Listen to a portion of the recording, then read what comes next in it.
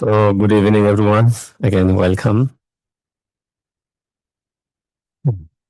Again, like yesterday, we will start with a short breathing meditations.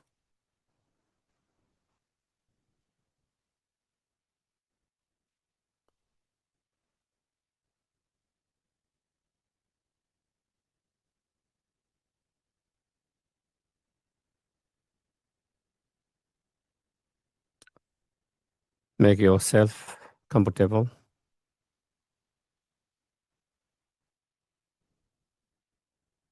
If possible, keep your back straight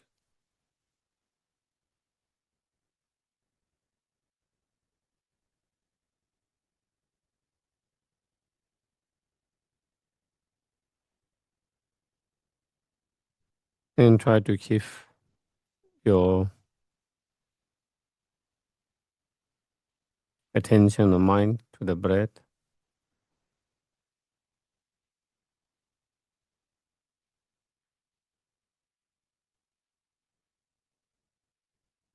Observing the breath mindfully, simply just observing.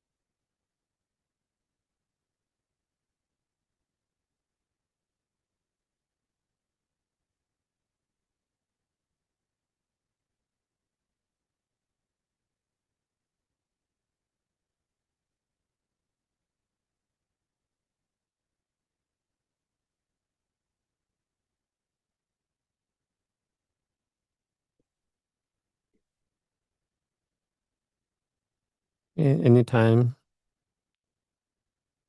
you find your mind wandering off,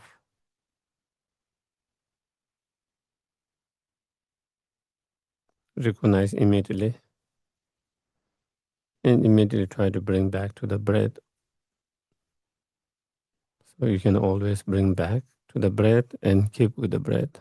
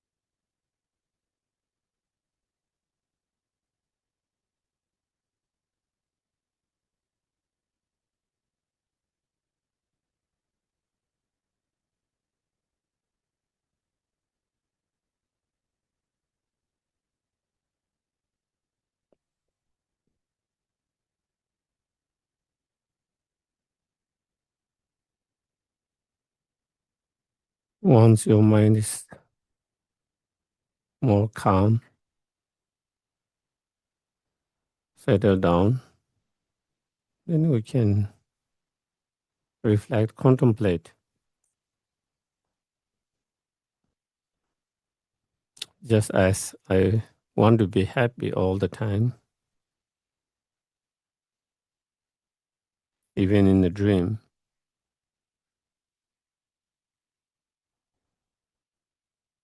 and do not wish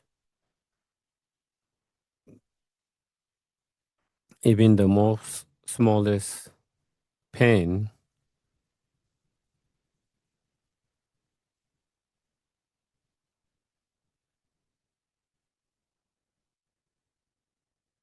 in the same way. Each and every living being, sentient beings,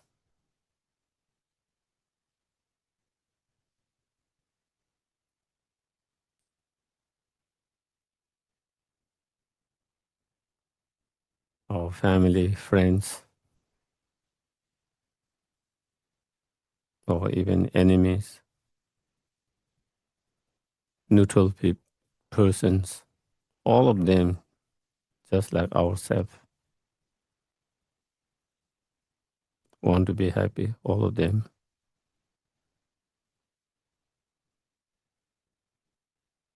Nobody wants pain and suffering.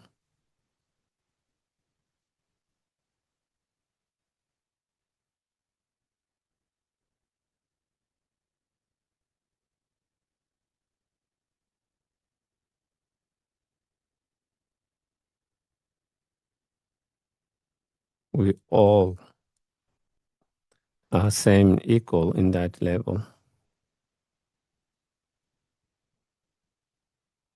No differences in that fundamental level.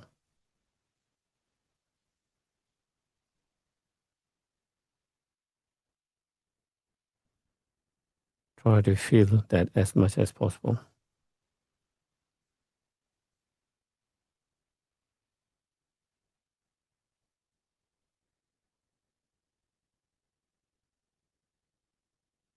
Everyone's trying to be happy.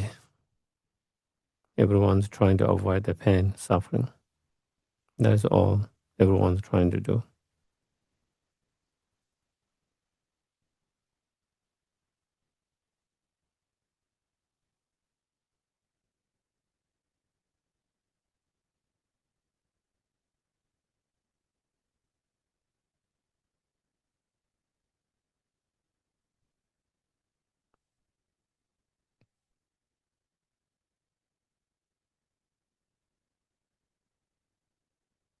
Even if we do not want suffering and the pain, we continue to experience pain and suffering in our life.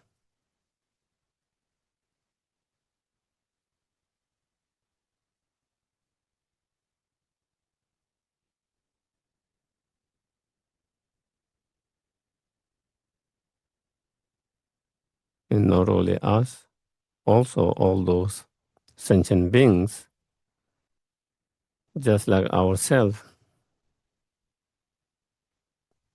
do not want pain and suffering.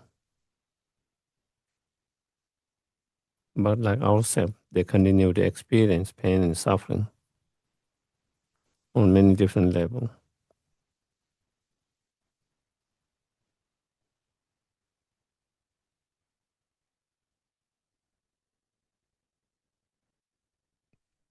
Our loved ones, family, friends, they struggle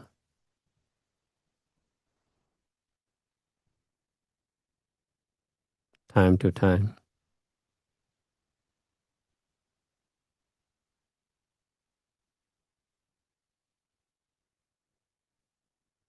and experience different level of different kind and different level of pain and suffering, challenges, difficulties, obstacles.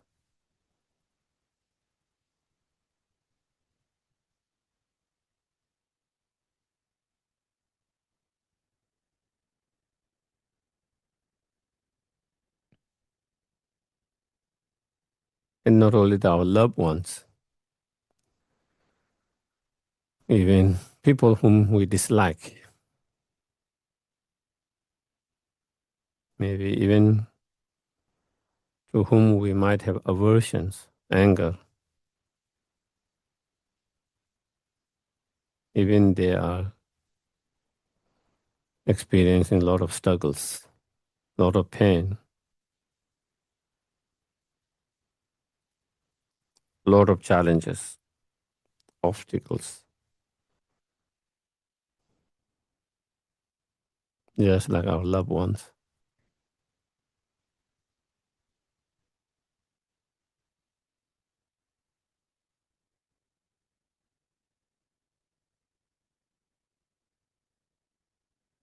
As well as those people in neutral people in our life, or sentient beings, they are also in similar situations,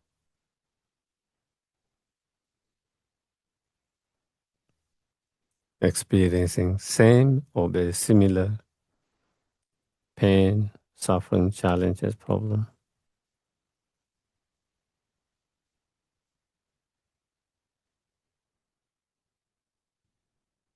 So all sentient beings are experiencing pain and suffering.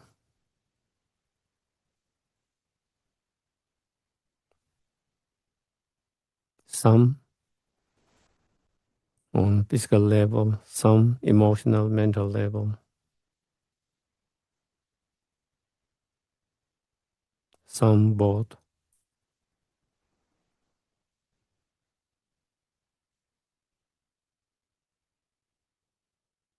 So try to understand and feel the pain and suffering of all sentient beings.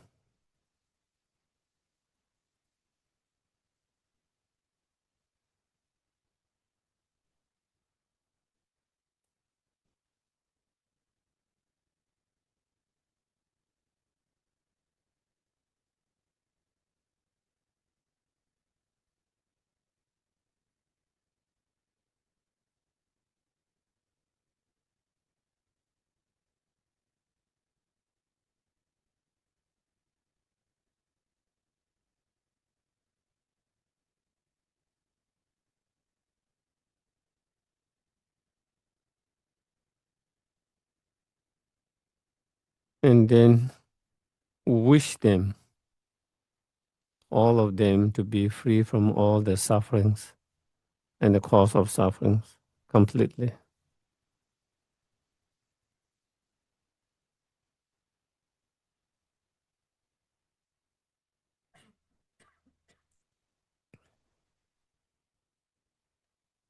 Maybe we can try to feel how wonderful it would be if each and every sentient being is free from all their suffering and cause of suffering permanently.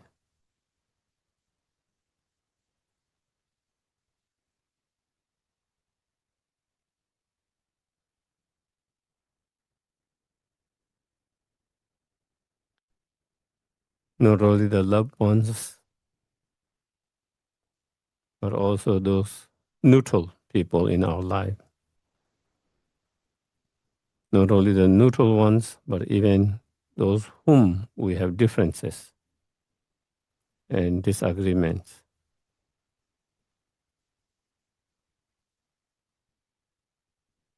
How wonderful if everyone is free of all their suffering and cause of suffering permanently.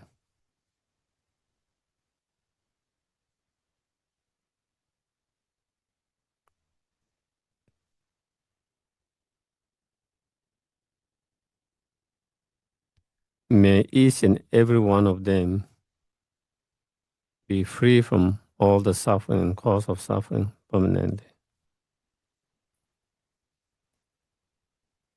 Try to feel strong in that way.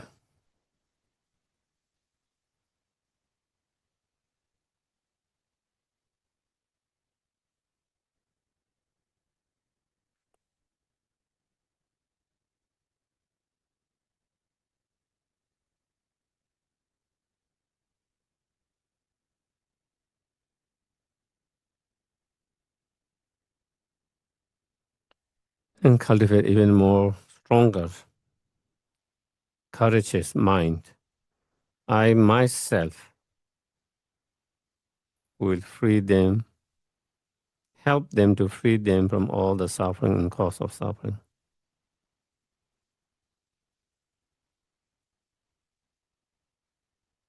Taking the strong responsibility on oneself to help to do that.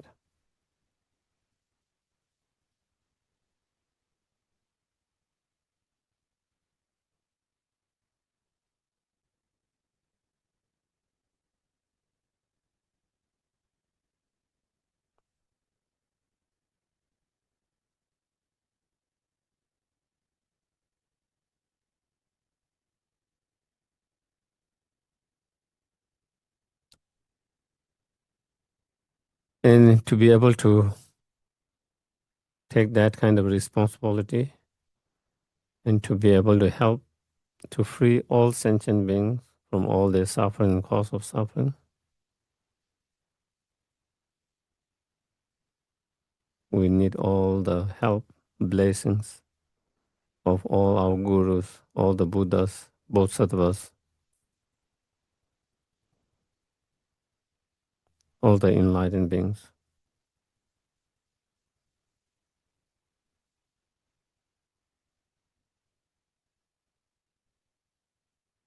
And we request for that blessing,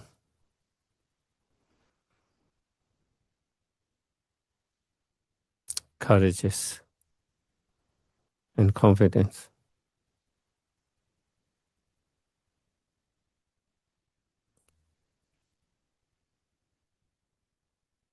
May all the Buddhas, Bodhisattvas, all the enlightened beings bless me to be able to do that.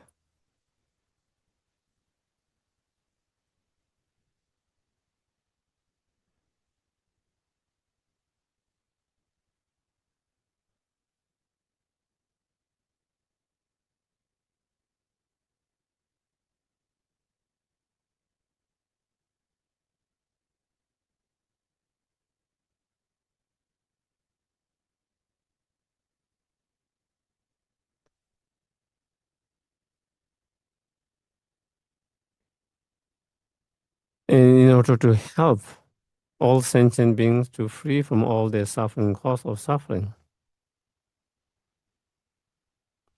I must achieve my highest potential, the fully awakened state,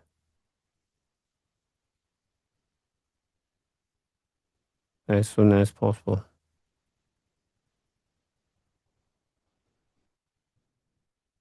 The more awakening, the more enlightened we become, the more we are able to help and benefit sentient beings.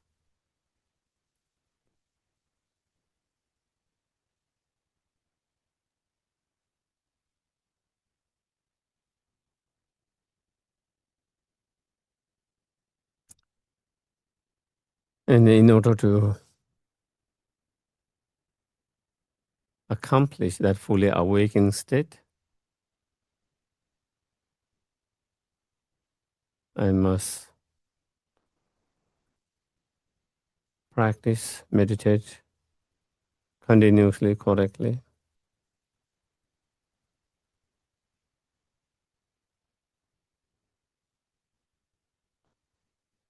Therefore, I must continue to learn, studies,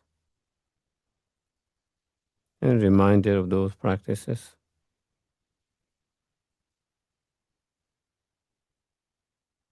Therefore, I'm going to listen.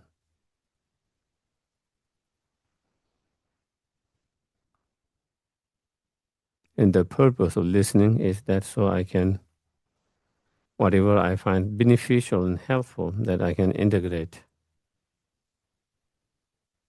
as much as possible in my everyday life for more awakening, more enlightened.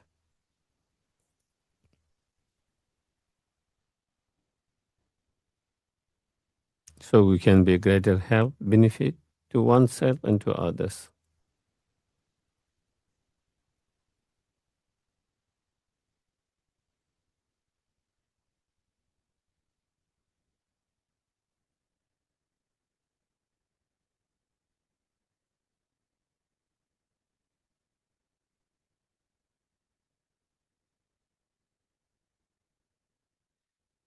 Okay, so then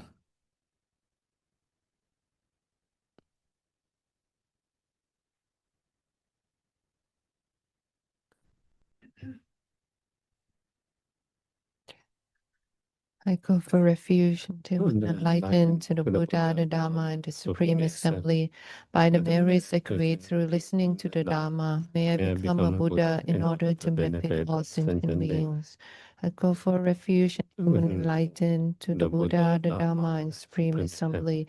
By the merits I create through listening to the Dharma, may I become a Buddha in order to benefit all sentient beings. Go for refuge and to enlighten to the Buddha, the Dharma, and Supreme Assembly.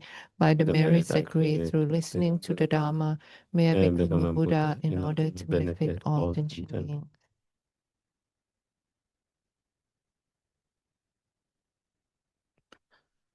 so the topic of the discussions, as we continue as today, practicing compassion without falling apart, and we spoke a little bit about that. We spoke about why our compassion fall apart, because our compassion is not built on a strong understanding, wisdom, at the moment. And so in order to have a compassion that doesn't fall apart, then when that compassion is supported by the wisdom, not by the misconceptions, but instead, right understanding of the wisdom, then the compassion, when we develop that kind of compassion, will not fall apart. And so in relation to the misconceptions, we talk about, as today we talk about four main misconceptions, and we talk two of them as today. Well, yesterday I was thinking of doing the meditation in relation to one, and I forgot today at the very beginning. But anyway, now I remember, you know, I should have done that meditations. But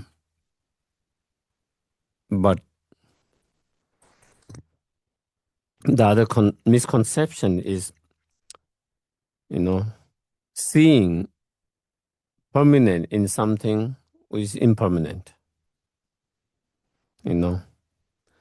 Trying to find permanent in something which is impermanent. And again, or misperceiving something which is impermanent as to be permanent, and that is one of the misconceptions.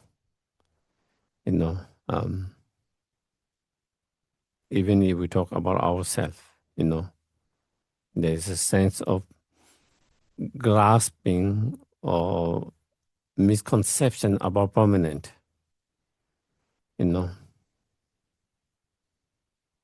Even though we have changed since our birth, since our birth, our physical bodies have changed over the years. Our view changes, our attitude changes, our feeling changes, our mind changes, all those. But somehow we still, feel that is that same me, which was yesterday, last week, last month, last year, 10 years ago. Oh, he did something to me. He said something nasty to me, which someone has said 10 years ago or 50 years ago, and in our mind, not forgotten that he or she did said something nasty to me, or he or she, So this sense of I, me, same I, me, even though it has changed. Even it's not the same me, that person now, it has changed. But in our mind, it is the same me, same persons that had been hurt at that time. What that shows is sense of permanent, unchanged self, you know. And that kind of, perceptions is not only with the self, but with all other phenomena, you know. You see the tree that you have seen when you are young, you know, oh, the same tree is still here. Even the tree has changed. It's not same anymore, but in our mind, it's the same tree, same mountains, same rivers. So it's the same person, same owner. They are still same land. There's sense of, that kind of permanent. It's exactly what we saw before and now as the same, even though it's not exactly same. So much has changed. So what that show is that again, these misperceptions of seeing, even though it's impermanent, ever changing, down story all the time, but the sense of perceiving is as like permanent, unchanging. And that is one of the cause for our pain and sufferings.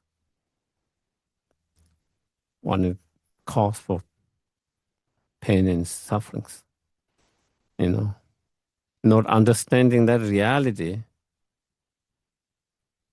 not understanding the impermanent, transitory nature of the self and others and all conditioned phenomena, then when the change happen, more obvious, when it's really started to see the growth decaying, growth disintegrating, then we are unable to deal with that. Unable to deal with that.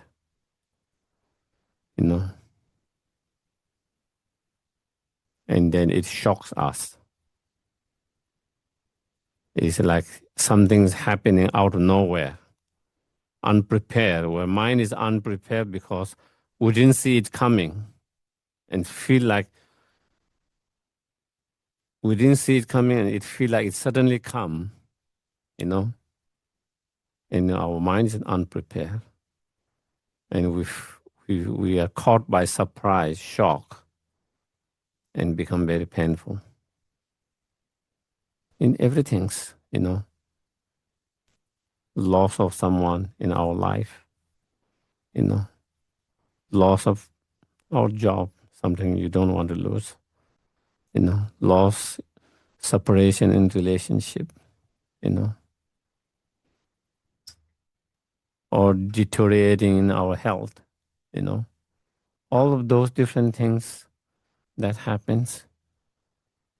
If we understand the impermanent nature of that, it will not be shocked, surprised, and unprepared because you see it coming. You already saw it coming, and so is more prepared. But at the moment, it feels like we didn't see it coming because we were holding as unchanged, permanent, And then suddenly, that change doesn't come in a moment. Our eyes is able to notice it when the change is much grows, but the change has already happened from moment by moment, you know.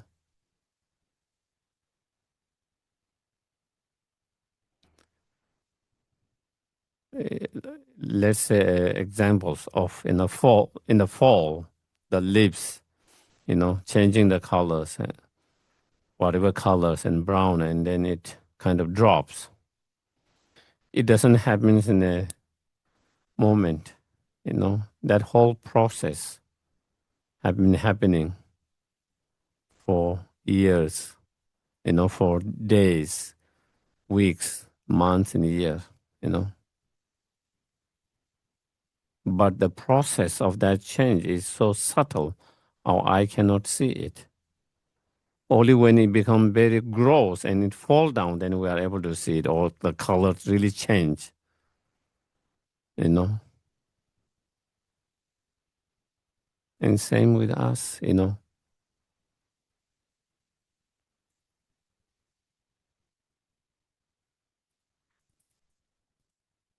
Same with our body. Whether it's our body, whether it's our health, the change, whether it's towards healing or whether it's towards deteriorating, it doesn't happen suddenly like that. A lot of things have already started happening gradually, progressively. And then it reaches a certain point, then when it becomes painful and unbearable, and then that is when you become to notice, you know.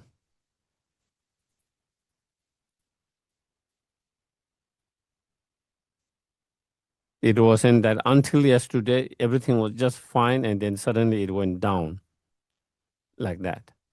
Of course, there can be accident and like that sometimes that happen in instant in that level, but in general, it's a progressive, slowly, slowly, you know. At the very beginning, maybe we might not even feel the symptoms, but gradually then you started to feel the symptoms, and then you started to notice, you started to feel it, but it is very progressive. And same in healings. It doesn't heal like that. Take time, and sometimes the healing is very, very subtle, and we might not notice that, but it's not that it's not happening. The change, the healing has started. And only after a certain time, when it becomes more obvious, then we begin to feel, we begin to notice it. But what the changes happen moment by moment. And that is where we only see the impermanent when it becomes very gross and very obvious. But when it's happening in subtle level, we cannot see it, unable to see it, because with our naked eyes, we cannot see it. But the nature of that is ever changing, you know. And so, but on the other hand, if we understand that all these condition phenomena, the self, others, all the experiences, everything's, is constantly changing, constantly,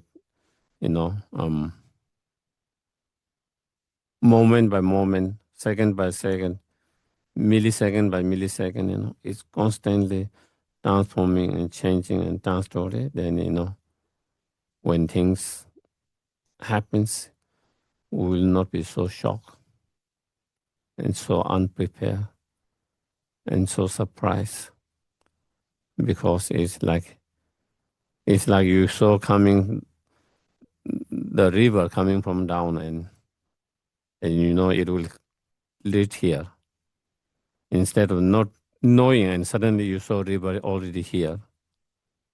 That is what happens to us.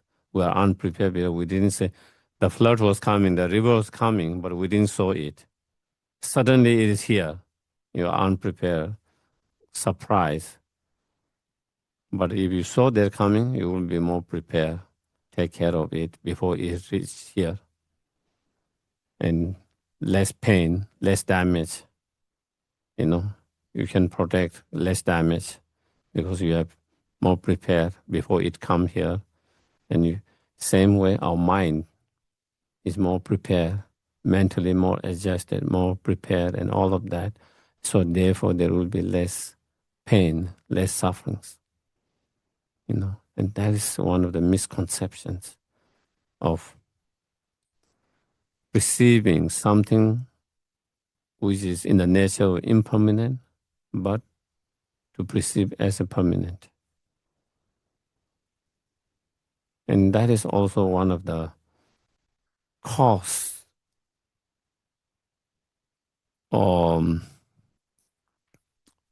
that misperception is the interference to develop true compassions. True compassions. When we have conflict with someone, okay? When we have conflict with someone, when we disagree, when we have different point of view, opinion, and when you're in conflict with someone, then there's a sense of that person's being bad, negative, almost as permanent. You know, he or she has been harmful, uncooperative, and he or she is uncooperative now, and he or she will be uncooperative. There's sense of more of that, kind of holding that qualities permanent. And that stop us from feeling for them. That they could change, they could be our best friend. You know, in reality, yes, they could change. We might not have conflict. Not only we might not have conflict, we could be the best friends. It's possible. But in that moment, we cannot see that because there's a sense of perceiving that qualities of uncooperative, you know, not helpful,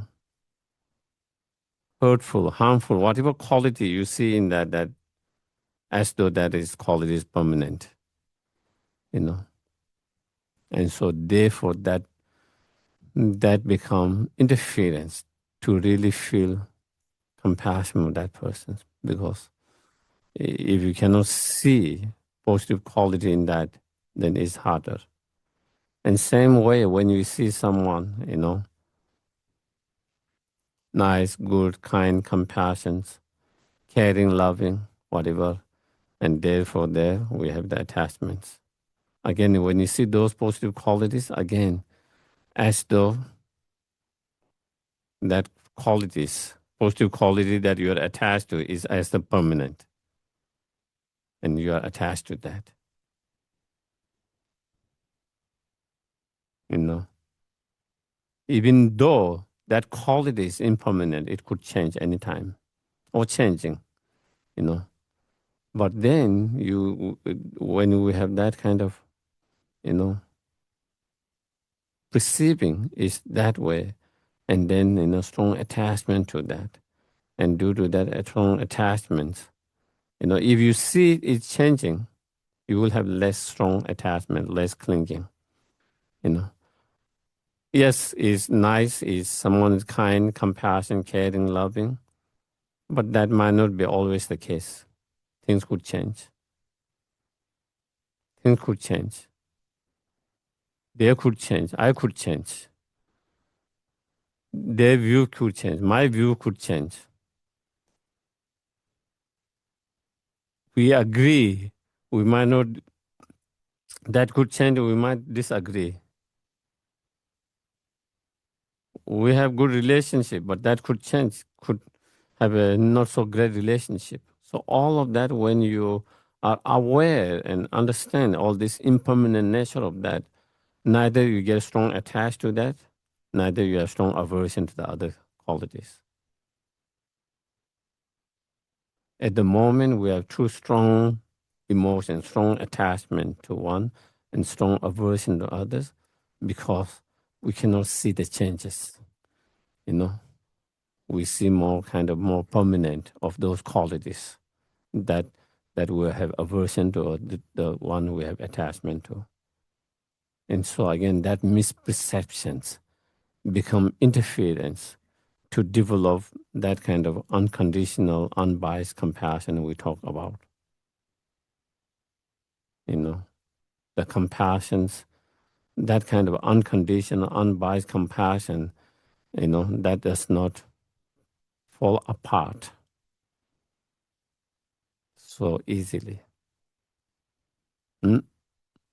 As we talk. On the other hand, compassion that is based on not right understanding but instead based on, misperceptions or misconceptions, such as, receiving a permanent, then such compassion can fall apart, unstable,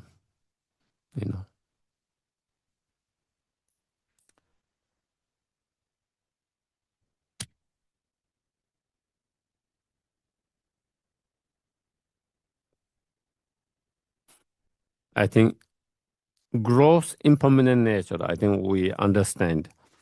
It's a little bit easy to understand because we can see with our naked eye when the house collapses, when the leaves fall brown, when they fall down, when someone passes away, you know, all different things. When you break something, those are kind of gross. But what we don't unable to understand is the subtle impermanent nature, how everything is changing moment by moment, second by second, millisecond by millisecond, even more. That is much more harder to understand, realize that at the moment. That is the thing. And sometimes, meditations can be helpful, If you try to meditate on breathing and just if you just observe each breath you take in and each breath you breathe out is different. It's not same breath. The breath, each moment, each time you take in is a different, and each breath you breathe out is different, constantly different, changing. If you watch your abdomen falling and raising, each is different. Each arising, each falling is different. If you watch your thoughts, each thought is different. Some of them might have similar continuity, but it's not same. Even in terms of, thinking of someone, let's say, pain of someone, or compassion towards someone, or anger towards someone. Even though when we see it's the same, it's not same. Sometimes those emotions are stronger, sometimes they are less stronger. Sometimes they are intense, sometimes they are less intense. So again, it is not the same, constantly changing.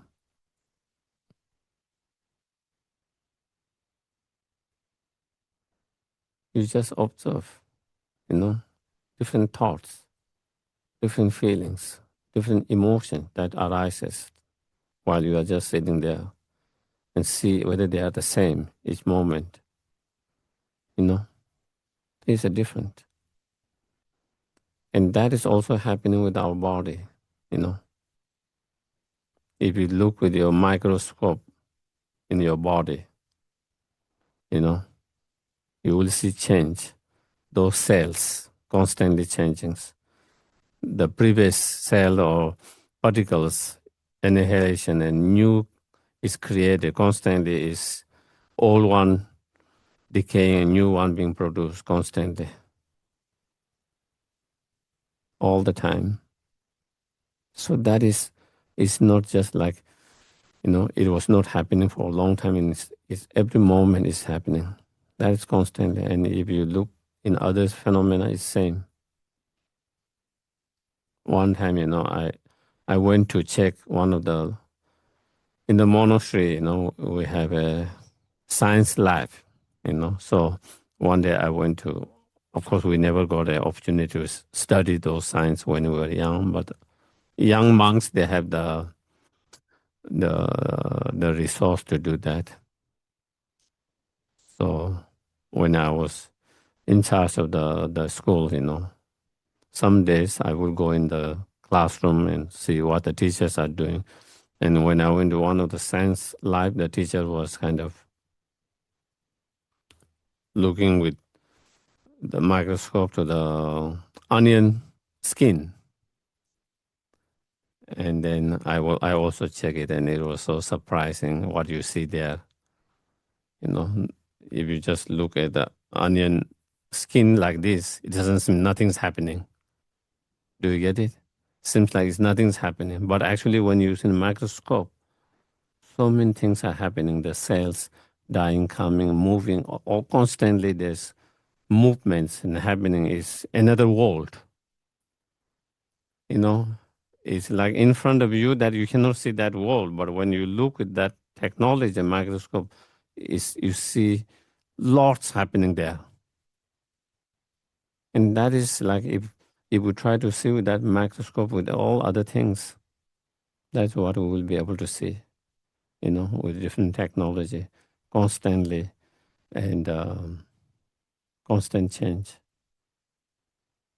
But that is what with not being that awareness and all the time, and instead, perceiving them to be more permanent than actually is, even though it's impermanent. So that is one of the misperceptions, okay, or misconceptions.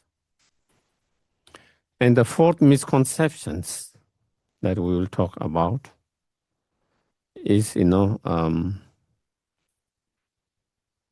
though self is, non-independent, non-inherent existence, but perceiving to exist, independently, real,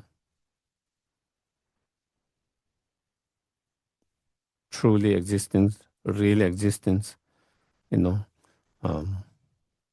so that is, again, even though the self do not exist independently, inherently, or truly.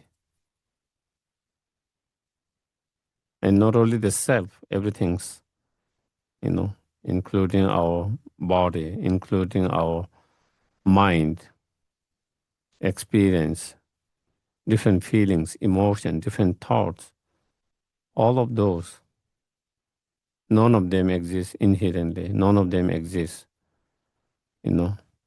truly or independently. But, we misperceive them to exist truly, inherently, independently.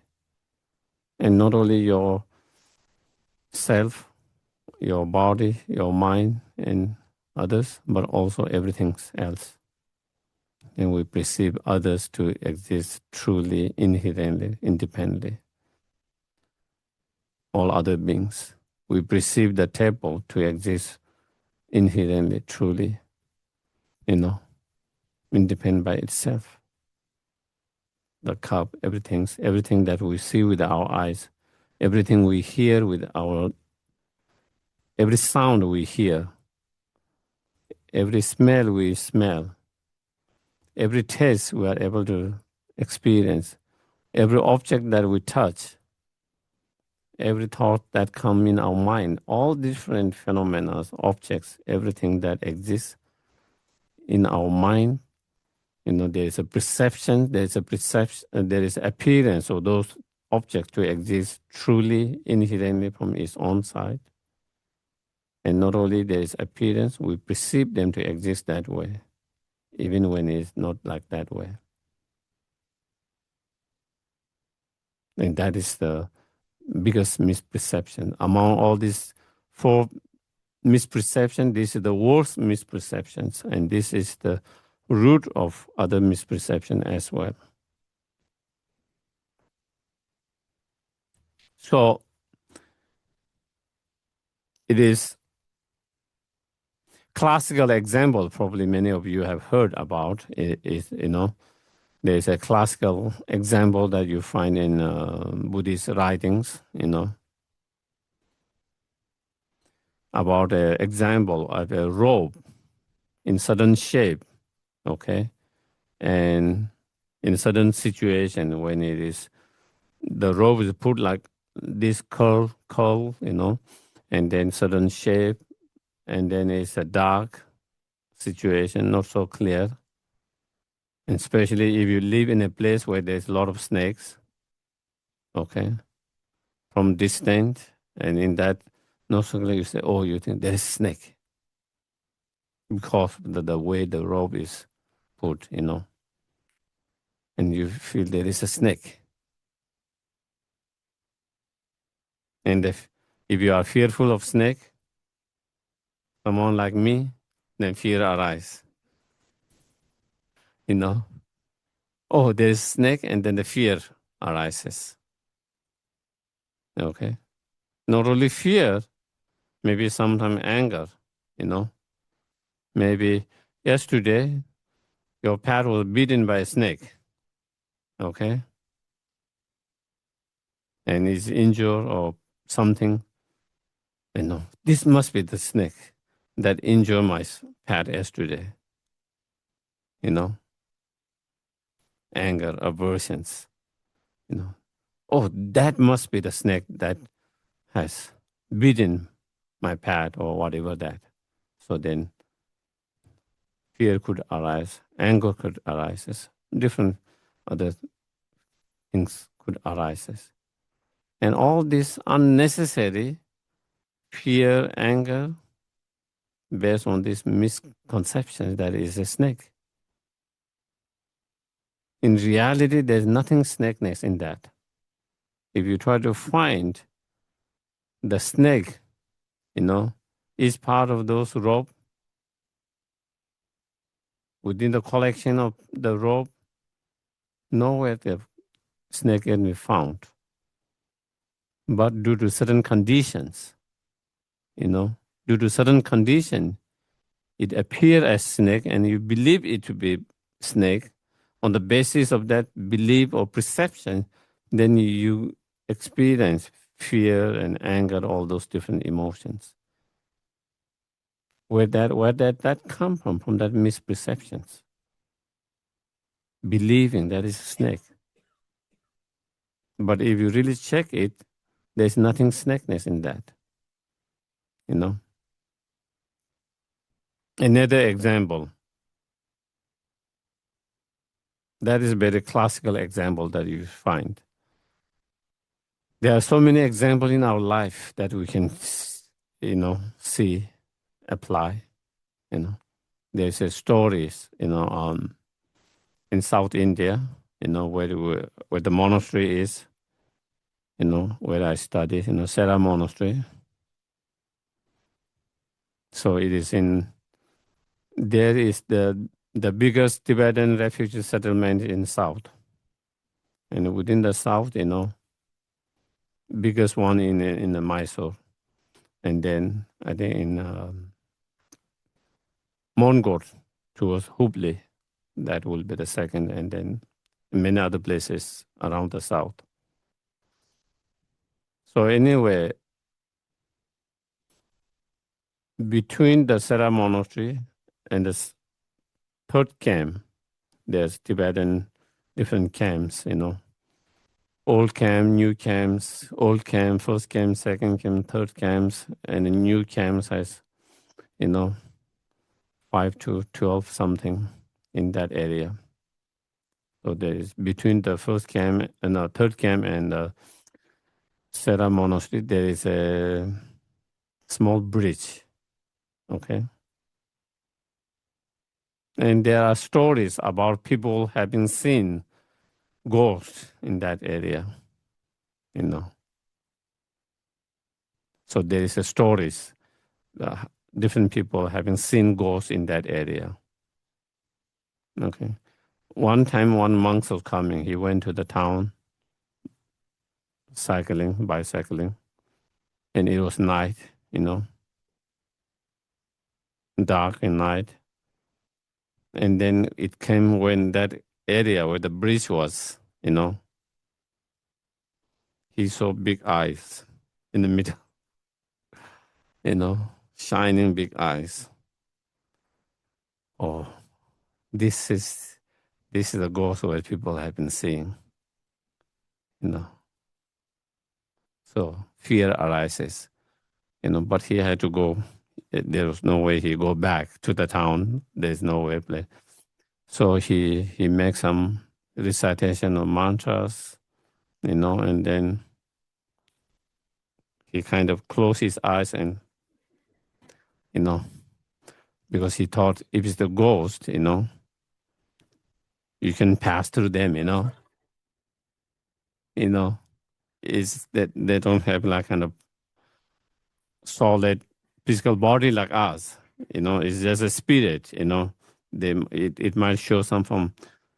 And then we drive, and then he hit something, and some sound came. It's a cow. So he hit on the cow. The cow was in the middle of the road, and so that again, that is another example. He perceived to be a ghost when he is a cow. Okay, due to many conditions. It's a dark, so he couldn't see clearly. And then because he saw the eyes, maybe I don't know. His bicycle have little light, and that maybe sometime when you have small light, and then your eyes, you can just see the eye shiny. Maybe that might happen in case in that situations. Well, you cannot see the whole bodies and everything's.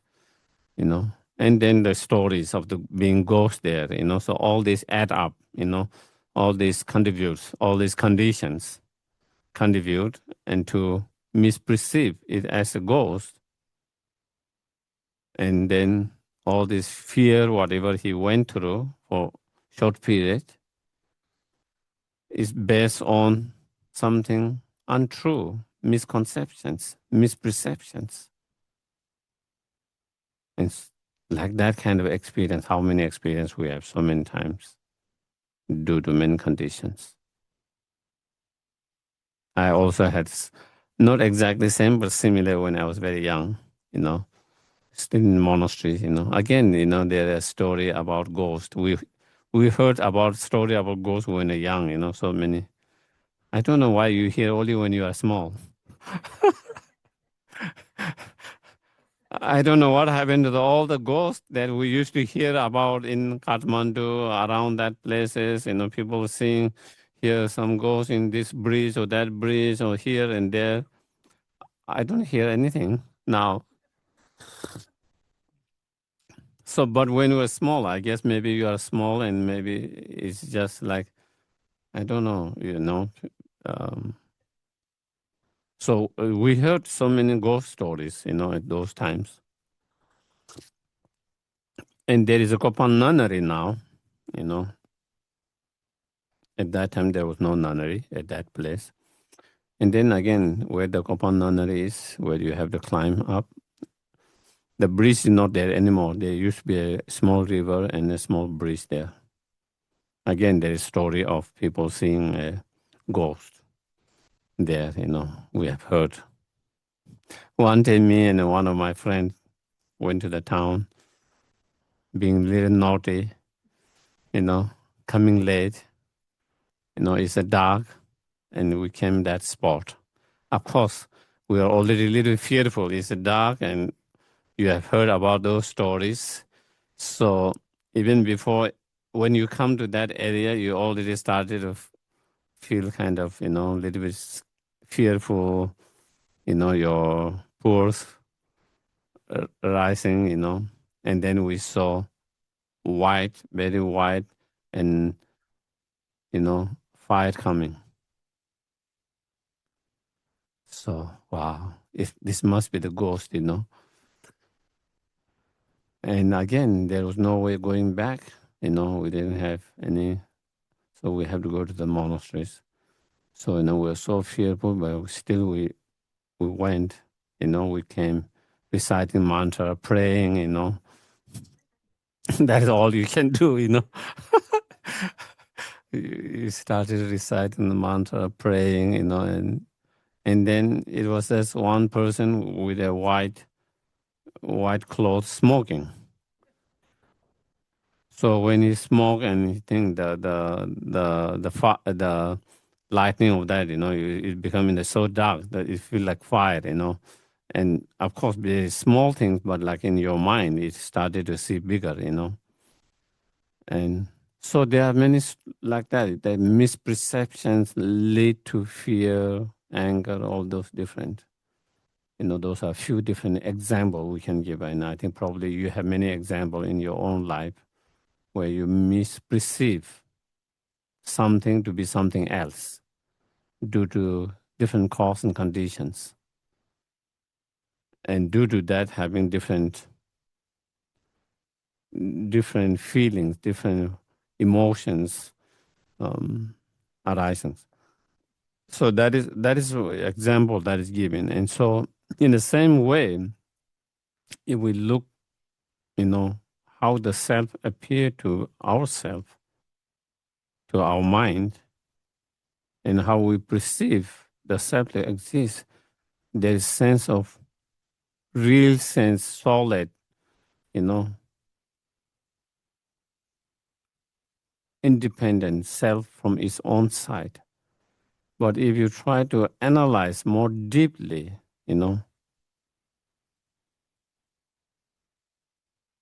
if you go analyze more deeply, not just on that appearance, not believing on that appearance, even though there's that kind of appearance, but is that how it exists or not? If you try to go more deeply and try to find where is that self that I feel so strongly, so solid, so concrete, so inherent and true, just like is the snake within the robe, each part of robe, collection of robe. In the same way, if you try to find where is the self, is it in my body? Is it in my mind? Is my body the self? Is my mind the self? Or is it outside of my body and mind? You know, if my body is the self, which part of body is the self? Is my head the self? Is my arm? If you go through each of those, each of them are not the self. My body is my body, not the self, not the me. Same my experience. My experience is not me. Whether it's good, bad experience. The mind is my mind, is not the me. So if you truly, so is neither your body, is neither your mind, your experience, your feelings, your conceptions, is none of them, Nor is outside of them, nor is collection, nor is outside of them, So therefore, then there is no self to be found within the aggregate or outside of aggregate. And so therefore, the appearance of the self to exist from its own side or real is totally mistaken. And that perceiving that is totally mistaken perceptions, just like the snake and the rope, So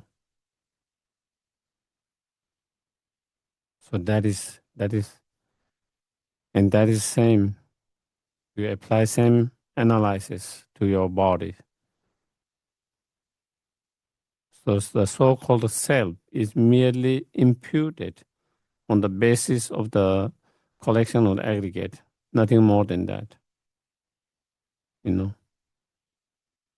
Just as the snake has merely imputed or perceived on the basis of the collection of the rope and other conditions, There's no real snake in there. In the same way, there's no real or truly existing self. The so-called self is merely imputed on the basis of aggregate. And if you apply that same, you can apply that same to your body. What is body? Where is the body? What is the body? Just like if you try to find where is the snake within the each of the rope collection, This is my head, is not body. It's part of my body, is not body. This is not my body. It's my arm. It's part of my body, but not body. This is my neck. It's part of my body, is not the body. This upper part of torso is not my body. It's part of body, but it's not my body. My thigh, my leg, my feet, each of them, you go in each of those organ and everything's. They could be part of my body. They are not my body. So where is the body? If you try to analyze in that way, you cannot find the body. Within the each of the part, outside of those parts, nor can you find body outside of those parts. So then what is body? Body is merely imputed on the basis of those parts, collection of those parts. So therefore, there's no real body from its own side as a body, independently, inherently or truly. And same thing, you go, not only body, part of the body, your head. What is head? Is the skeleton the head? Is the brain the head? Is the scalp the head?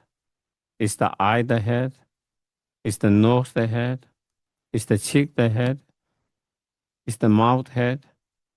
Each of them are not head. Where is the head? Where can you find the head? You cannot find within the each of those parts, nor outside of that. Each of them are not the head. This is nose, not head. This is ear, not head. This is the eye, not the head. It's the mouth, not the head. It's the chin, is not the head. It's the scalp, is not the head. So then where is the head? The head is merely imputed on the basis of all these parts, collection and part of that. But that's how that's not how the head appear to our mind, and that's not how we perceive the head to be. When the ideas of the head comes in your eye, in your mind, it doesn't come. The head is merely it doesn't come in your mind. That is merely imputed on the basis of all this collection coming together, part of collections. It comes like there is a head from its own side there, and we perceive that way. That is the misperceptions. So the body, the head. So head is made out of merely imputed on the basis of those parts. And so then eyes is part of those parts which make that head. The eyes, the nose. What is nose? The bone itself is not nose. The skin is not the nose. The muscle is not the nose. It's part of those muscles. It's part of those skin. It's part of those bones. It's not the nose. Nose is outside of that. So then, what is the nose? Where is the nose? Nose is merely imputed on the basis of, again, the bones, the skin, the muscles, whatever others condition there. On the basis of that is merely imputed.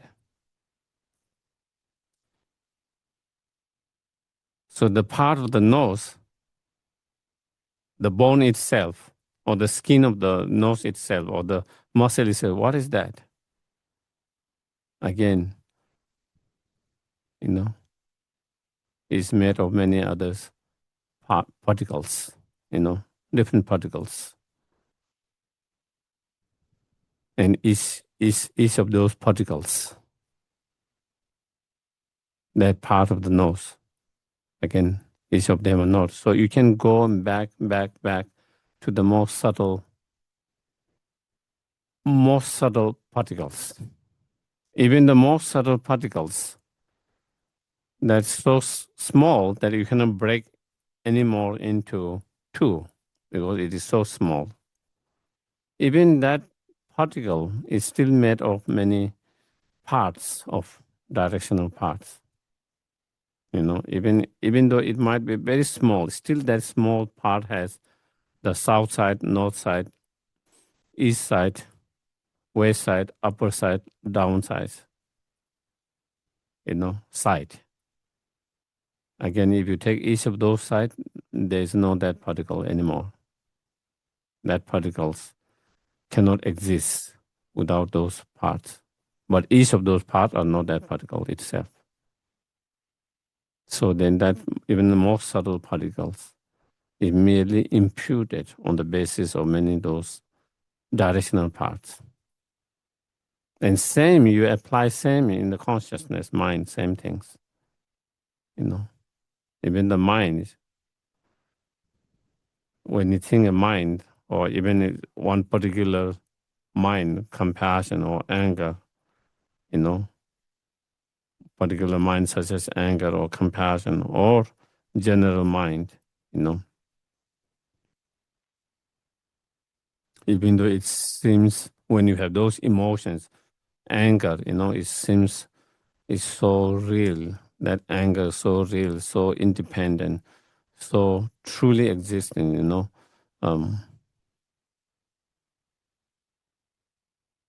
But again, where is that anger? What is that anger?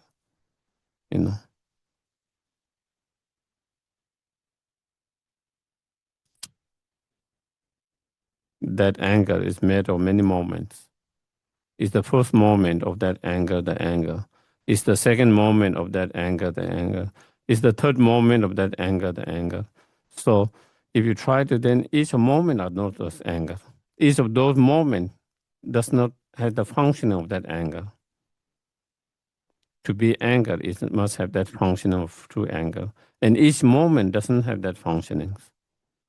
So therefore, each of them are not anger. Also, each a moment of that anger is not the anger. It's a part of the anger, it's not the anger. So then can anger be found outside of those moments? You cannot find outside those moments as well. So then where is the anger? What is the anger? Anger is merely imputed on the basis of all those moments coming together and having certain functioning of that. And then you break those moments also in that way, and the moment is same. And that can be applied to all consciousness.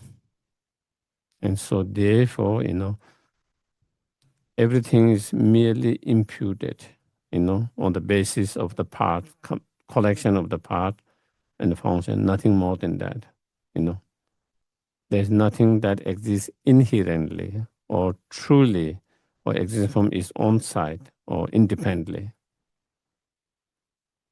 But to our mind, all these objects appear truly, inherently, independently from its own side, and we perceive that to exist, and that is misperceptions. That's a misconceptions,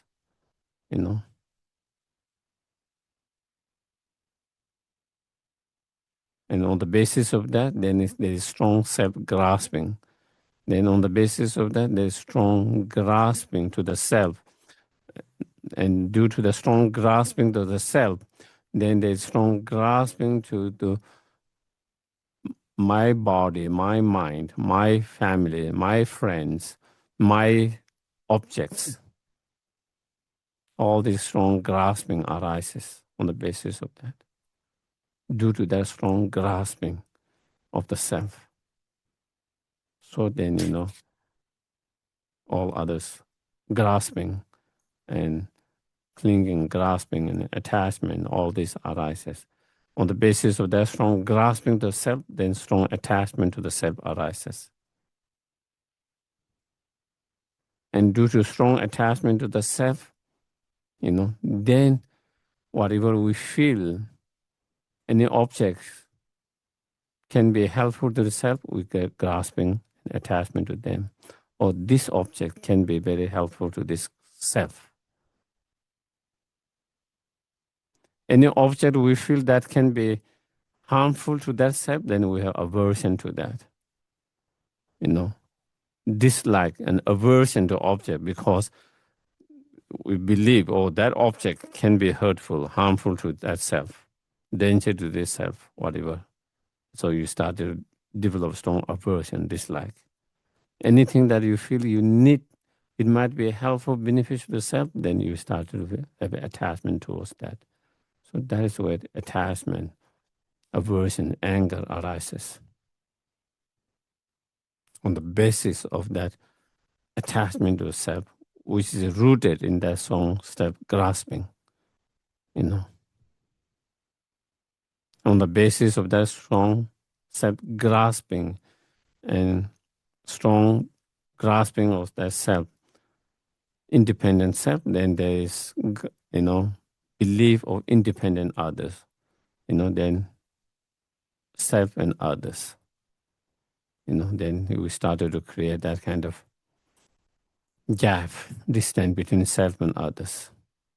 And within the others, there's a friend, there's an enemy. So we divide, we create divisions in our mind.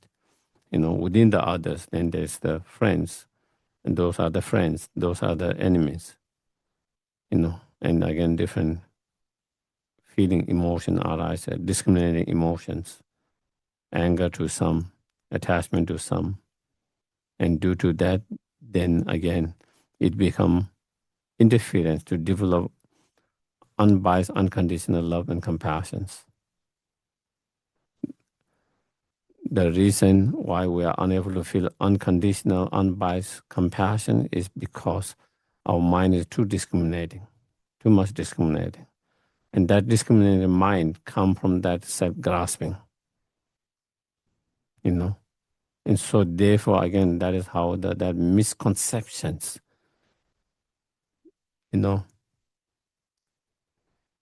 become interference to develop true unconditional, unbiased love, compassion, which will, not be easily fall apart. So that, okay. So yesterday we talked a little bit. Also, there was caution today, when we were discussions, when we were having a dinner, about if we keep thinking of suffering of all sentient beings, wouldn't it be overwhelming? Just thinking of, because when you try to develop true compassion, then we try to contemplate on the pain and suffering of all sentient beings, try to understand and feel their pain and suffering. If you try to, contemplate and understand and feel pain and suffering of these countless sentient beings, wouldn't it be too overwhelming? Wouldn't it, when we think of pain of even 10 people, it can become overwhelming, And then, let's say our hundreds of people who are having different obstacles, different challenges in their life among your friend, family, and you're constantly contemplating, constantly thinking of that, wouldn't that be too overwhelming? That was the questions that, and that question also is raised by Shantideva in his Guides to Both of Way of Life. There is that, if you contemplate on the suffering of countless sentient beings, wouldn't that increase the sufferings? And if it increase suffering, then wouldn't it be too overwhelming? And again,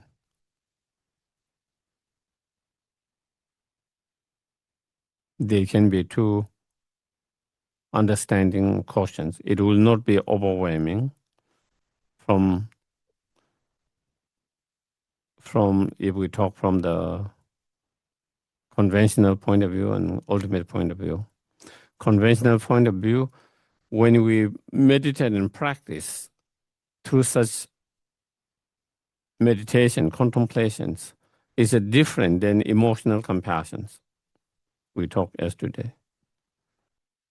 With the emotional compassions, it can be overwhelming because it doesn't come from training. But with this kind of compassions, because you train and meditate, and so with that kind of training and meditation, you start to develop strong sense of confidence and courageous over the time. And when you develop that kind of strong courageous and confidence, then it will not be overwhelming. It depends on how courageous, how strong confidence you are. It's not only about all sentiments, even with your own pain and suffering. For some people, it can knock them down, when they encounter some challenges, some problem and suffering. They don't know how to manage it. They become too overwhelmed by that and they easily give up and you know, whereas some people, they would, if they have the strong, courageous mind, confidence, that they can believe they can overcome it and they have the ability to counter it because of level of their confidence and courageous.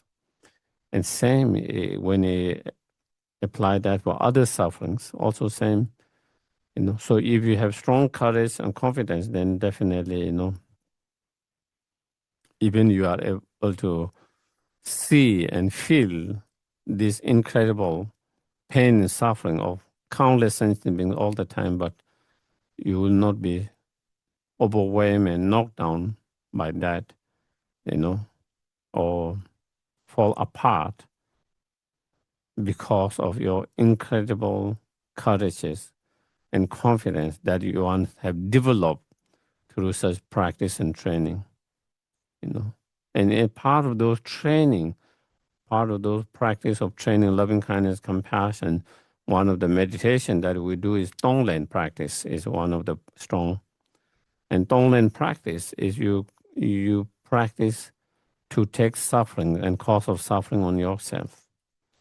And you practice to give and send all your happiness, all your virtues, all your positive energy or to others.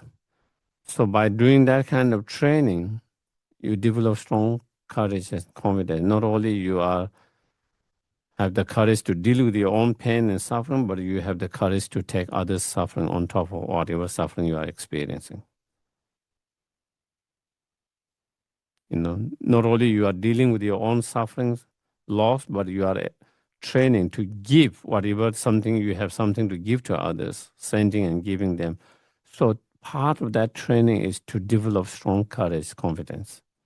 And when you develop such kind of courage and confidence through such training, then you will not be overwhelmed by that. But if not come such, having not trained in that way and not develop such confidence, then of course the emotional compassion can be overwhelming when you see too much of them, So that is one from conventional. From the ultimate, in a sense, if your compassion is supported by the wisdom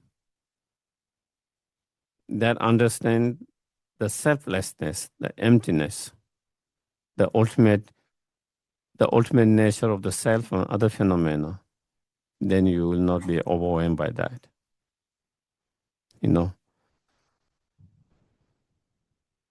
So then in that training you practice, if you feel overwhelmed by the pain and sufferings, you meditate on emptiness of the pain itself, emptiness of the sentient beings, the suffering sentient beings. When you meditate on emptiness of the suffering sentient beings, and when you see the emptiness of that sentient beings who are suffering, then it doesn't become too overwhelming.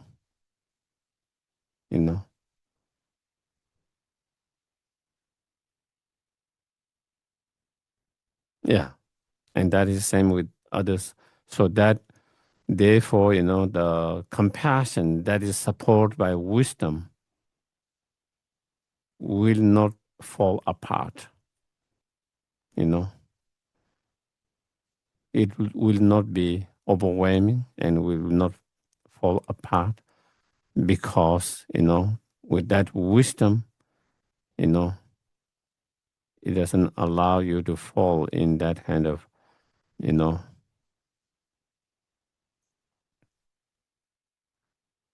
being overwhelmed or depressed or negative because of the pain, because you are able to see emptiness of that, the emptiness of the suffering sentient beings. Also, you are able to see yourself who is experiencing the compassion that and unbearable that self is also empty, and the suffering sentient beings are empty of inherent existence, and therefore that wisdom can counter to not to fall into that being overwhelmed. Okay, so I think that is all. So I can open for some questions. Anyone has any questions?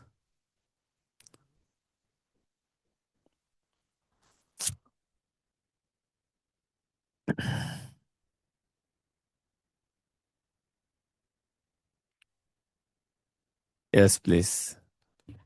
I think earlier you so a couple of things. One is yesterday Mary asked about that time when you before when you see something and then before you put your own thoughts on it. So I that's very compelling to me, that thought of training the mind. And then the other thing that struck me today is you talked about anger and how it's dependently arising on things. Same thing with compassion, right? It's dependently arising on your training. When does that compassion become real? Real? Yeah, like because you can sit and do Tonglen and it feels wonderful, but then when is it not something that you impute your mind on it? Mm-hmm. If that makes sense, yeah. Yeah.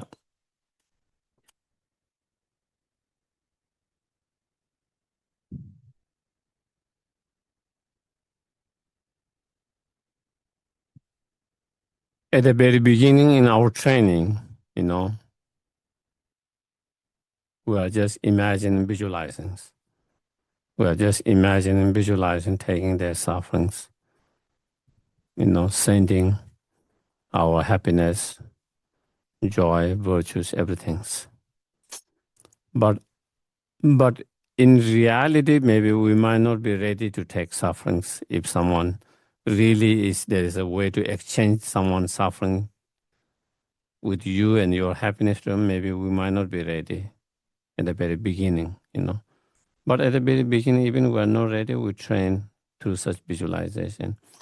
And as one get more and more better and better with that, as your practice become, as it says, fake it until you make it, So at the very beginning, it feel like it's faking it. But as you do it, then you start to really feel it, and then it become real. And then you have so much courage, you are ready to exchange without any hesitation. If there's a way to exchange their suffering with your happiness with them, you will be more than happily to do that, ready to do that without hesitations. And that is when we have made a big progress, So in terms of compassions, at the very beginning, sometimes we feel it, sometimes we don't feel it. And when we meditate it, we can feel them. But when you don't meditate, we cannot feel the same way, And especially maybe if we see someone who's being not nice and good, then it becomes even more difficult to feel it. But through training, practicing again and again, then, slowly, not only you are able to feel that compassion for your loved one, but also the neutral one, and slowly even to the enemy and all sentient beings. And not only you feel all for them, but you can feel it, without effort. At the very beginning, at the moment, we need effort. We need to meditate, and we feel that when we are meditating with effort. But when we are not meditating, we might not feel that way all the time. But as one get better and better, and in that practice, then, one is able to feel that feeling even when you are not consciously meditating, effortlessly, spontaneously, naturally. And then when one is able to feel it, then that is what we call once someone has developed realizations of the compassions. So that is what realizations means. Realization, when you are able to develop that feeling effortlessly, day and night, spontaneous, become more natural without any effort. At the moment, without any effort, when you see something desirable objects, attractive object, attachment arises. We don't put any effort to do that, to feel that way. When you see some, unattractive, unpleasant objects, you have strong dislike, aversions. You don't have to put any effort. You just feel it naturally. Because we have trained so much in that. Because that is what our mind has been trained. So then we try to change that with the effort. And with that effort, it requires a lot of effort. And slowly, our mind gets trained in that way. And when your mind can train that way, slowly, it started to, respond more naturally without much effort. And then gradually, effortlessly, one can feel that all the time. And that is when one have really developed the realization of the compassions. And that will be same with loving kindness, bodhicitta, all those different realizations. Same with the impermanence, when you have that kind of awareness all the time, not just when you are contemplating that you have that, but when you're not contemplating, you are not having that at the moment. That is what, when you really take the time to contemplate, then you really feel like, oh, yeah, everything is changing. Yeah, everything's impermanent nature. Everything is transitory. But then when you don't contemplate, we don't have that awareness all the time. But if one keep on meditating, contemplating, just like our physical, you do certain things physically all the time. And even without thinking, your body will start to respond that way,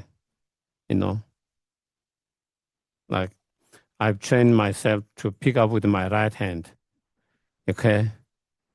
And naturally, I don't have to think. When I need something, my right hand goes immediately. I don't have to think I need, even I try to train my hand that if I have some problem with this one, so the doctor said, don't move this one, use your left hand.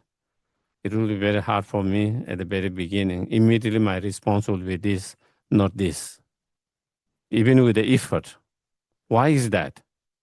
I'm making a strong conscious effort to grab with my left hand and not right hand. But still, immediately my body response is, because this is so used to that. Your body has been so familiar with that become kind of automatic, in a way. And same is the mind. And if you train in certain way, and as you repeat that same thing, doing again and again and again, slowly, your mind started to run more in that pattern, in that habit. And then slowly, it doesn't require so much effort, require less and less effort. And then slowly it becomes effortless. And that is the result we want to see eventually. Yeah. Effortless, spontaneous, natural. But to reach that at the very beginning, it requires effort. Just like, maybe my hand has some problem. Doctor told me not to use it, left hand. And at the very beginning, sometimes I forget it. Sometimes I remember it to use my hand, left hand instead of right hand. And slowly, if I keep on doing Sometimes forgetting, sometimes not forgetting, sometimes I need to remind myself, put effort, and slowly, I get used to it, and then after some time, I don't have to make any conscious effort. Then my body will be natural, and then it will start grabbing with the left hand easily, effortlessly, without kind of conscious. And same in training the mind.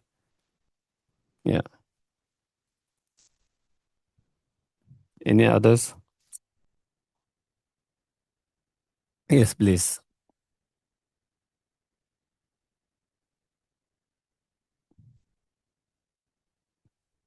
Hello?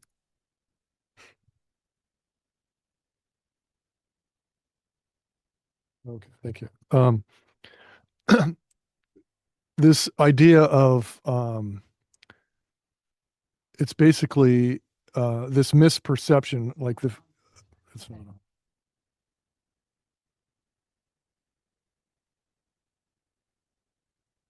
Yeah, I've heard it. Is it working? Is it working? No? Okay, I'll shout.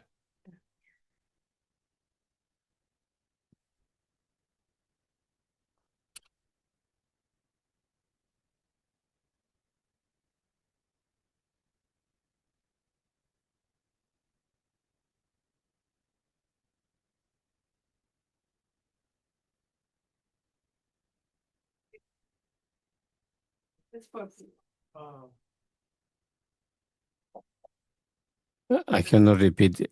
Exact. So basically, this idea of a mistaken framework of ordinary perception, we're not seeing things how they really are, and yet we're seeing something that, and I've heard this idea of it can be both correct and incorrect. You know how how consciousness is working. Mm-hmm. Would you say that that's like a dilemma that being human, that's what we're facing, is yet we're seeing something, and yet we're not seeing it how it really is. Because we are human beings,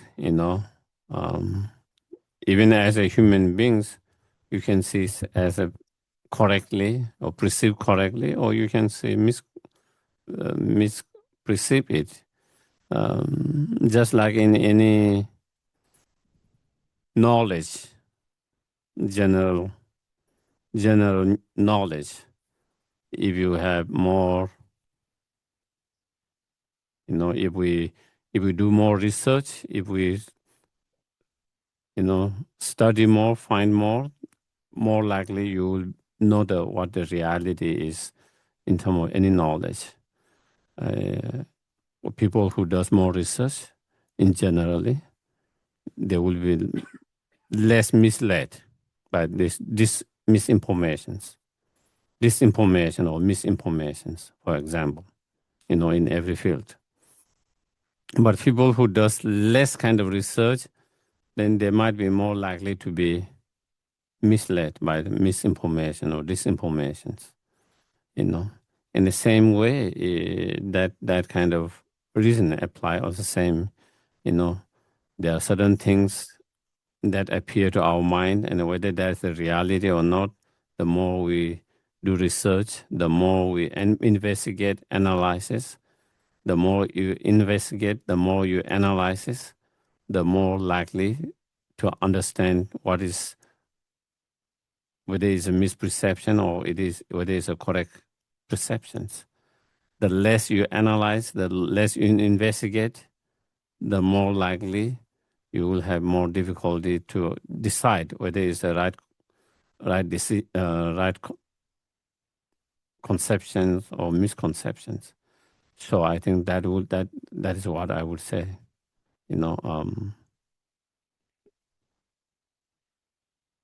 terms of all the information we talk about, the four kind of misconceptions, and this is more going deeper. But even in generally, there is so much, for example, there are so many information nowadays in everything about health, about politics, about everything. There's so much information, what to believe, what to not believe, what is real, what is not real. How do we do that? And so if we have time, do more research, investigate more, analyze more. The problem is sometimes we don't have so much time. So then whatever we feel closer to what we believe, then we think this is the real. Because you already believe in certain things, and then there's information that seems to, kind of support your view. And sometimes we don't go enough investigation, analyzing. But really way to know what is real and what not real is to do more investigation, more analysis. And if you do that, there is more. You are less likely to be misinformed or that. And same apply here when we talk about misconceptions.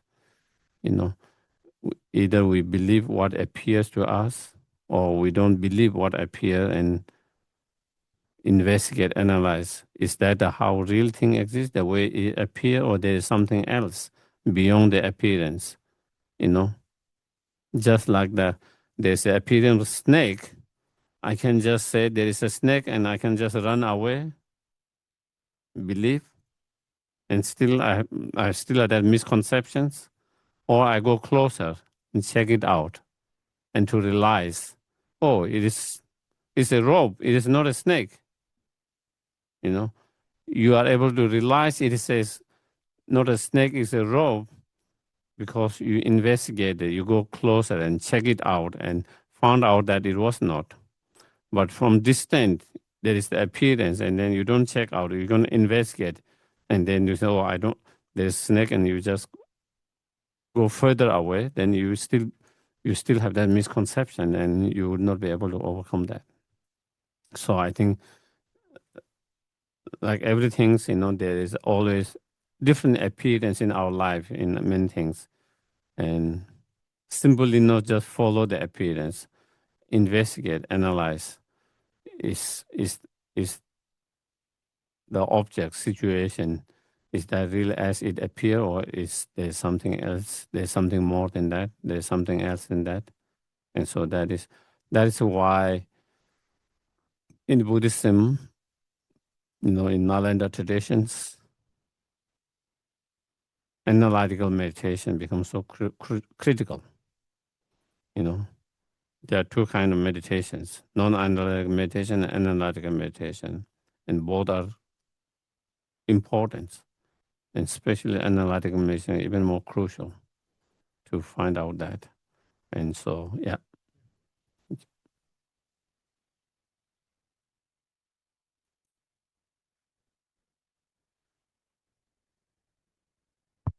Yeah. Okay. Oh, yeah. I mean, this is just coming to me, loving compassion when you are, there's a crime. I mean, with the shootings and things. How do you balance that? I mean, the loving compassion to, both sides. Yeah. Loving compassion is state of mind. Loving compassion doesn't mean you give the, what you call, the freedom for others to create crime or continue to create crime.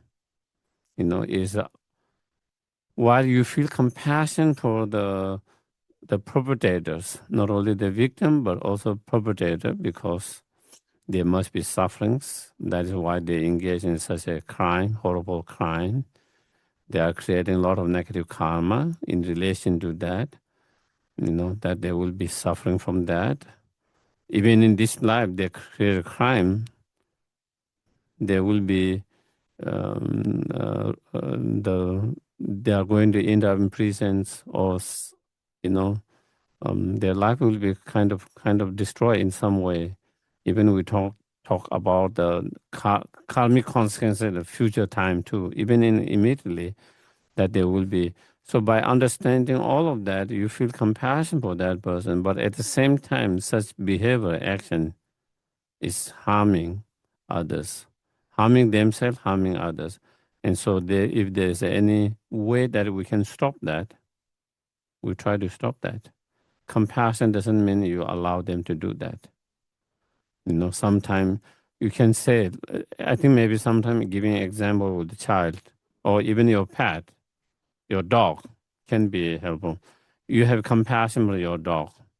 Your dog has some problem because maybe the dog has been abused when it was young.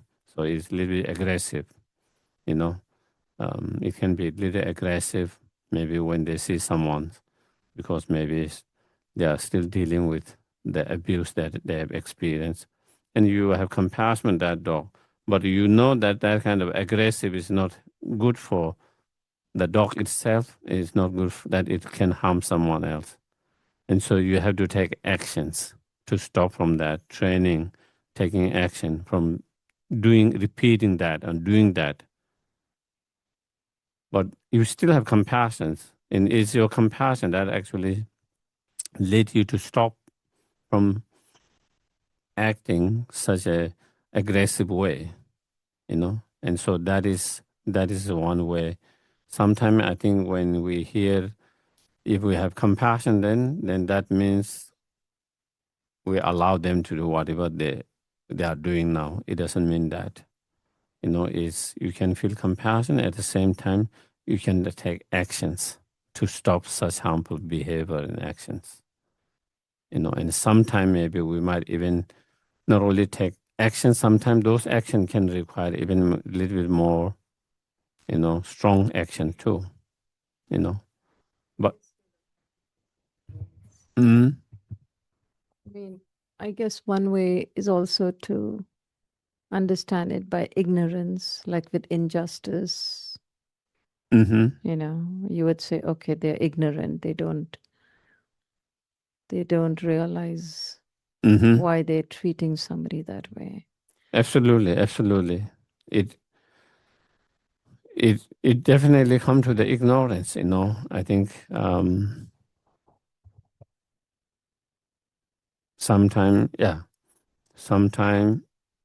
it can be, in all of them are rooted in ignorance, but in terms of direct,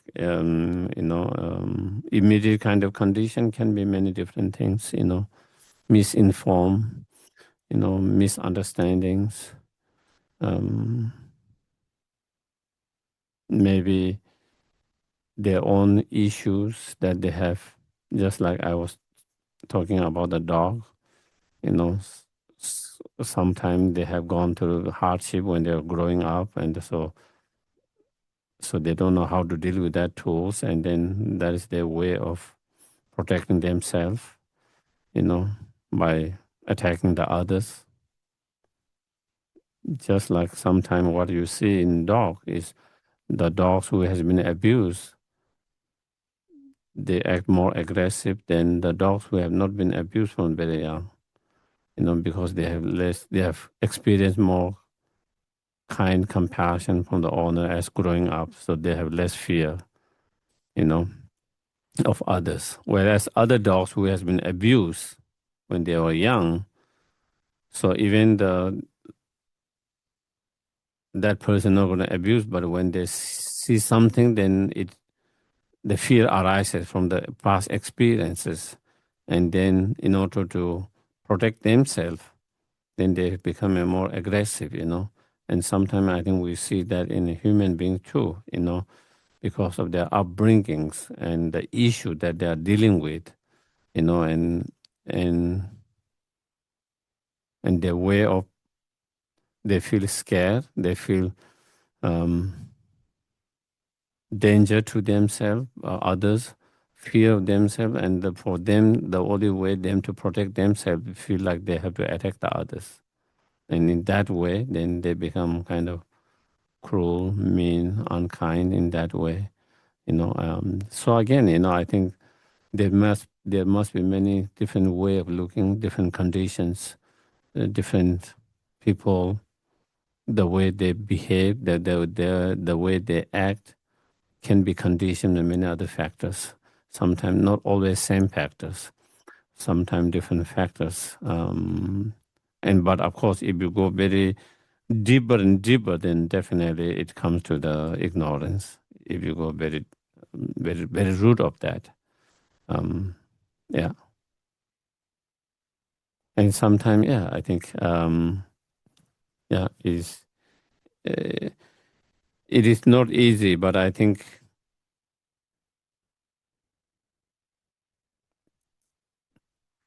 sometimes the difficult for us is we cannot feel their pain. That is the one thing. Maybe intellectually we can see they are experiencing pain. They must be going through pain.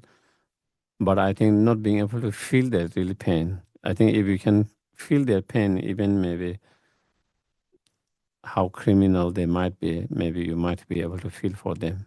You might not agree with them, but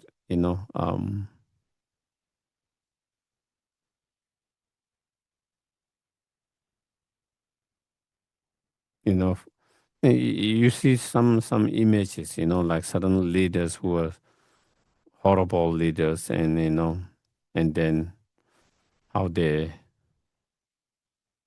die, and when you see them in a last situation, even someone you dislike and someone, but when they are in such a situation, you started to feel for them. You might not agree with them, you know. I think you see many, even I was talking about, recently in Nepal, when they have this protest, Gen Z protest, and there is a video, some of them trying to, I think he was a finance minister, they were trying to beat him up. He was beating and he was running into trying to save his life, running into the river. And then there's someone chasing him in the river. And so while people dislike him so much for the corruption and all of that, but when you see that someone beating up and chasing in that way, you feel for them. You don't agree with that. You feel like they should be punished legally, whatever way, but like you don't want them to be beaten in that way. You feel for them because you see the pain there, because it's real. Visually, it's so real there. A lot of time you cannot see the pain visually, and so then we cannot feel for them because we cannot see the pain. We can only mentally visual think that maybe they might be going through that or this and that, but you really can't see. So it's hard to feel it. And so I think that is the way the problem is, that not being able to really feel their pain. If you really feel their pain, I think that might be different. Then you might feel compassion while, you don't agree with their actions and all of that. Yes, please.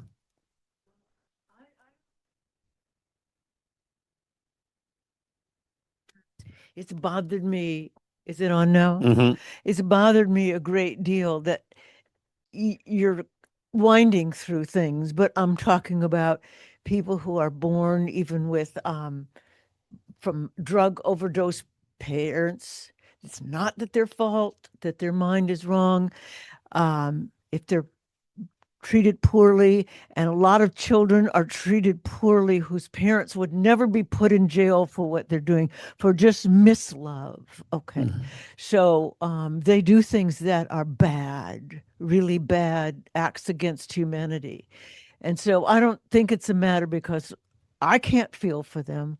I'm just really in a dilemma about what about these people? What about murderers? And then they say, well, we shouldn't just turn it over to the state and say, well, if you want to kill them, they need to be killed because they're doing bad things. And I don't agree with that. I do not understand what a good point of view would be, because I feel compassion for them and at the same time I feel hatred for them. So that feels very constant with me, hating them and feeling really bad for them. So have you ever addressed that? I don't know. I think it's not only your feeling. I think a lot of people have that kind of mixed emotions, mixed feeling. When you think of their suffering, pains, consequences of their negative karma and all of that, you feel compassion. But when you think of the cruelty and bad thing they do, then you get anger and hatred and all of that, So there is mixed kind of feelings because sometimes we think of their pain and suffering, and so we can feel compassion. But sometimes we cannot feel their compassion. We think of all the bad things they are doing, they have done or they are doing, then that is where the anger and hatred comes, and I think that is where the mixed feeling comes because depending on where your mind is directed, if you only think of their pain, sufferings, and why they end up being that way, and because of all of that, you can feel compassion. But when you only think of the damage, the harm they are doing, then anger and hatred comes. It's hard to feel. So again, when anger and hatred come, you try to focus more on their pain and suffering instead of focusing on all the harm they are doing. That part. But that doesn't mean that that we allow them to continue to do the harm, because that harm they are doing is harmful for the society, to individual society, and them themselves, in long term, them themselves. So I think, then there is a legally, whatever, legal, if they break the law, there is a legal law, and there should be that.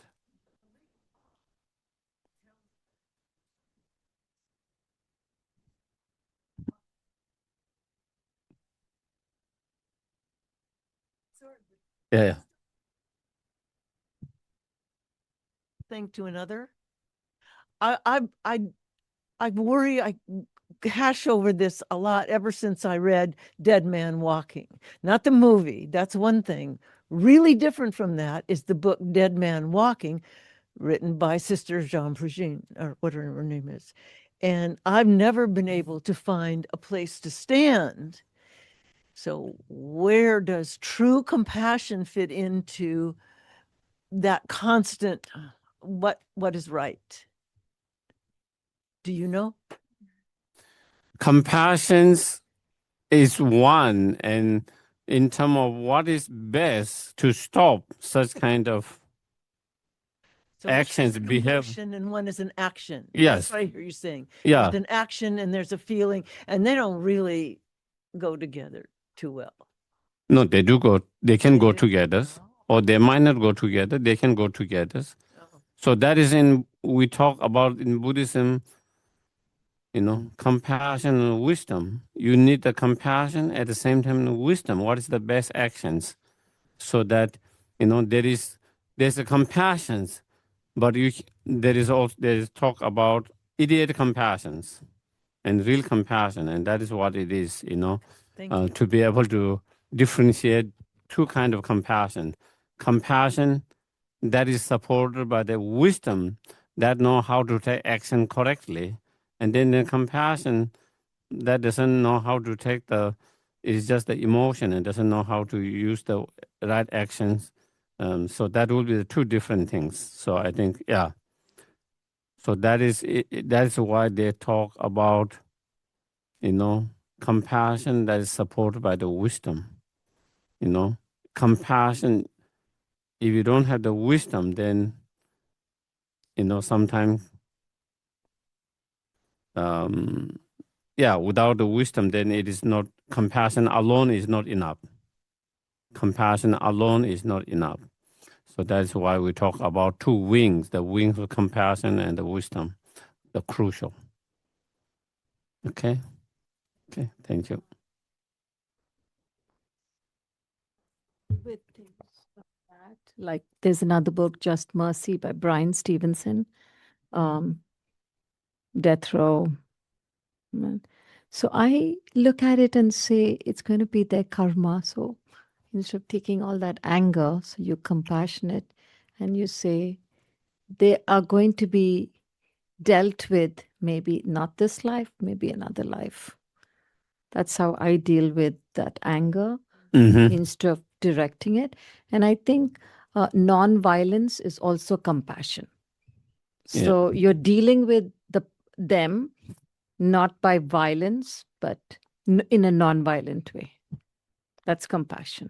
I don't know. Am I? Yeah, non-violence comes from compassion. Yeah. And when you talk about non-violence, as the Lama often says, there are two different levels of non-violence. One is minimum level is refraining from any action that harms and hurt others. That is non-violent actions. If there is any action that can be hurtful, harmful to someone, we try to avoid. We try to refrain as much as possible. That is non-violence. The higher level of non-violence, the Bodhisattva's action of non-violence, not only we try to avoid and refrain from harming others, but we try to help and benefit others. And that is the higher level of non-violence. Yeah.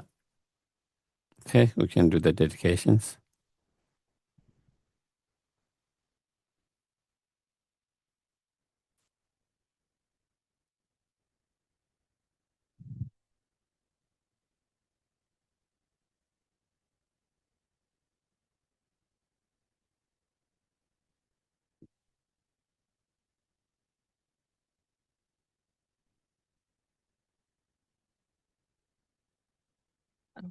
No noise. Yeah, no noise. Okay. May the blind see forms, may the deaf hear sounds, may the naked find clothing, the hungry find food. May the thirsty find water and delicious drinks, may the poor find wealth, those weak with sorrow find joy. May the forlorn find hope, constant happiness and prosperity. May all who are sick and ill quickly be freed from their ailments, and may every disease in the world never occur again. May the frightened cease to be afraid, and those bound be freed.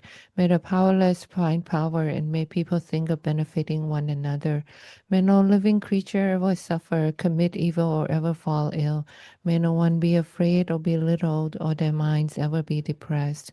If in those who encounter me a faithful or an angry thought arises, may that eternally become the source for fulfilling all their wishes.